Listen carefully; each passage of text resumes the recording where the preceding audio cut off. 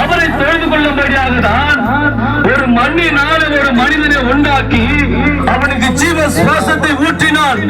ஆனால் தன்னை உண்டாக்கின அந்த தெய்வத்தை மறந்துவிட்டு எல்லாரும் தன் மனப்போன போக்கிலே போய்கொண்டிருக்கிறோம். பிரியமானவர்களே, என் ஆண்டவராகிய இயேசு கிறிஸ்து மகனே மகளே உன்னை குறித்து அவர் கர்ப்ப வேதனை படுகிறார். ஒரு மண்ணினால் ஆண்டவராகிய இயேசு கிறிஸ்து நம்மளை உண்டாக்கினார். பிரியமானவர்களே, காலப்போக்கிலே நம்மளை உண்டாக்கின அந்த தெய்வத்தை மறந்து மனப்போக்கிலே போய்கொண்டிருக்கிற போது என் ஆண்டவராகிய இயேசு கிறிஸ்து உன்னை குறித்து வேதனைப்படுகிறார். அவர் இந்த உலகத்திலே வாழ்ந்த நாட்களிலே நன்மை செய்கிறவராய் சுற்றி திரிந்தார். பிரியமானவர்களே, பேசப்படுறது உண்மை இயேசு பேச வைத்திருக்கிறார். காது கேட்காதவனுக்கு இயேசு கேட்க வைத்திருக்கிறார். கண் பெற தெரியாதவனுக்கு கண் பார்வை கொடுத்திருக்கிறார். பேசப்படுறது உண்மை இயேசு பேச வைத்திருக்கிறார். மரித்தவனை உயிரோடு எழுப்பியிருக்கிறார். இப்படியாக அவர் வாழ்ந்த நாட்களிலும் சரி இப்பொழுதும் அநேக அற்புதங்களையும் அடையாளங்களையும் அதிசயங்களை செய்திருக்கிறார். பிரியமானவர்களே, வேதத்திலே பார்த்தீங்கன்னா ஆண்டவராகிய இயேசு கிறிஸ்து மலையிலிருந்து இறங்கிக் கொண்டு வந்திருக்கும் பொழுது அவரை பார்க்க அநேக கூட்டம் மக்கள் வந்திருந்தாங்க. அநேக ஏக்கத்தோடு கண்ணீரோடு பாரத்தோடு ஒரு விடுதலை கிடைக்காதா என்று ஆண்டவராகிய இயேசு கிறிஸ்து பின்னாடி போய் கொண்டிருந்தாங்க. அந்த கூட்டத்திலே ஒரு குஷ்டராகி மிகவும் வேதனையோடு கண்ணீரோடு நம்மளுக்கு ஒரு விடுதலை கிடைக்காதா என்று அங்கலாய்ப்போடு ஆண்டவராகிய இயேசு கிறிஸ்து பார்த்து கொண்டிருந்தார். ஆண்டவராகிய இயேசு கிறிஸ்து அவனை பார்த்து, தாவீதின் குமாரனே எனக்கு இறங்கும், உமக்கு சித்தமானால் என்னை சுத்தமாக்க உம்மால் ஆகும் என்று அவனுக்குள்ளாய் ஒரு விசுவாசம் வந்தது. பிரியமானவர்களே, என் ஆண்டவராகிய இயேசு கிறிஸ்து அந்த குஷ்டரோகியை பார்த்து, எனக்கு சித்தம் உண்டு, நீ சுத்தமாகி என்று அவரை தன் கைகளை வைத்து அவனை சுத்தமாக்கினார். பிரியமானவர்களே, இந்த சத்தத்தை கேட்டுக்கொண்டிருக்கிற என் அன்பு தாயே, என் அன்பு சகோதரனே, நீ எப்படிப்பட்ட வியாதியில இருந்தாலும் சரி, எப்படிப்பட்ட கடன் பிரச்சனையில இருந்தாலும் சரி, எப்படிப்பட்ட போராட்டத்தில் இருந்தாலும் சரி, எப்படிப்பட்ட கண்ணீரின் பாதையில இருந்தாலும் சரி, என் ஆண்டவராகிய இயேசு கிறிஸ்துவை நீ உள்ளத்தில் சொந்த இரட்சகராக நீர் ஏற்றுக்கொள்ளும் பொழுது அவர் உன்னுடைய வாழ்க்கையில் அற்புதங்களை செய்ய வல்லவரா இருக்கிறார். பிரியமானவர்களே, உன்னுடைய வாழ்க்கையில் அற்புதங்களை செய்ய வல்லவரா இருக்கிறார். நீங்க நல்லா இருக்கணும்னு உங்க சொந்த பந்தம் நினைக்க மாட்டாங்க, உங்கள் உற்றார் உறவினர்கள் நினைக்க மாட்டாங்க. நீங்க நல்லா வாழ வேண்டும் என்று, சம்பூர்ணமாய் வாழ வேண்டும் என்று என் ஆண்டவராகிய இயேசு கிறிஸ்து ஒருவர் மாத்திரம் தான் நினைப்பார். அவர் வாழ்ந்த நாட்களில் எவ்வளவு பேருக்கு நன்மை செய்திருக்கிறார். பிரியமானவர்களே, அவர் சிறுவிலே அந்தனுக்காக பாடுகளைப்பட்டார். ஒரு பாவம் செய்யாத பரிசுத்தர்.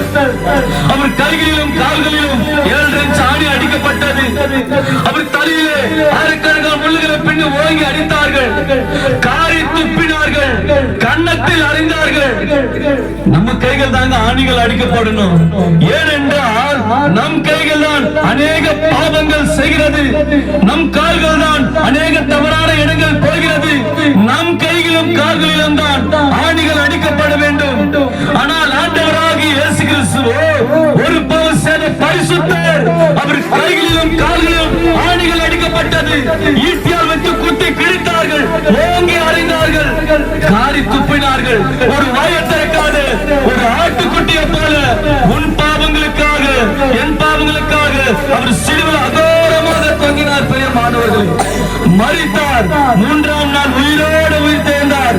இதோ சதா காலங்களிலும் ஆண்டவராகிய இயேசு கிறிஸ்து நம்மோடு கூட இருக்கிறார். பிரியமானவர்களே,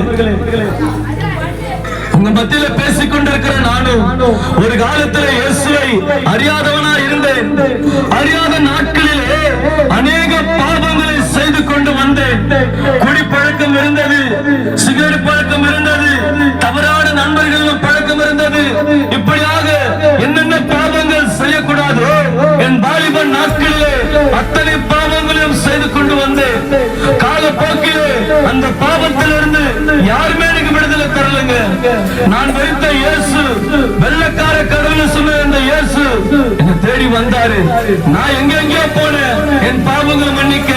ஆனால் ஆண்டவராக ஆண்டவராகிய இயேசு கிறிஸ்து என்னை தேடி வந்தார். பிரியமானவர்களே, ஒரு சகோதரர் மூலமாய் ஆண்டவராகிய இயேசு கிறிஸ்துவை உள்ளத்தில் சொந்த இரட்சகராக சொந்த தெய்வமாக ஏற்றுக்கொண்டேன். ஏற்றுக்கொண்ட பிறகு என்னுடைய வாழ்க்கையில் அநேக மாற்றங்கள் உண்டானது.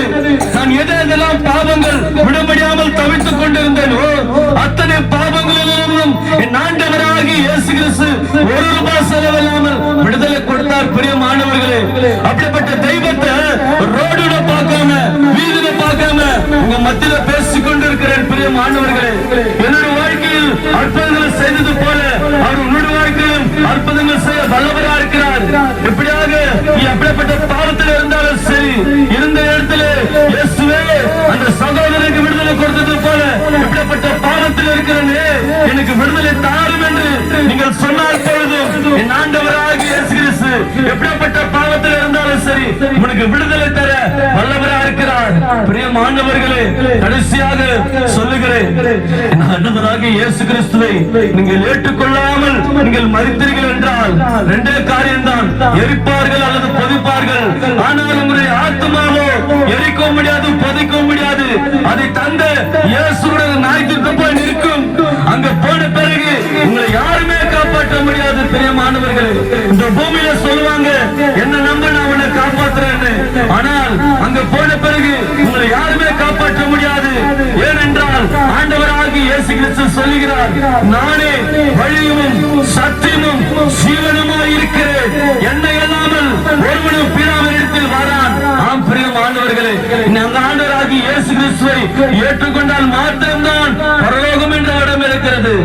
அங்க போன பிறகு ஆண்டவராகிய இயேசு கிறிஸ்து உங்களுக்கு ஒரு இடம் இருக்கிறது. பிரியமானவர்களே, ஆண்டவராகிய இயேசு கிறிஸ்துவை ஏற்றுக்கொள்ளுங்கள், நீரும் உன் வீட்டாரும் ரட்சிக்கப்படுவீர்கள். ஆமென்.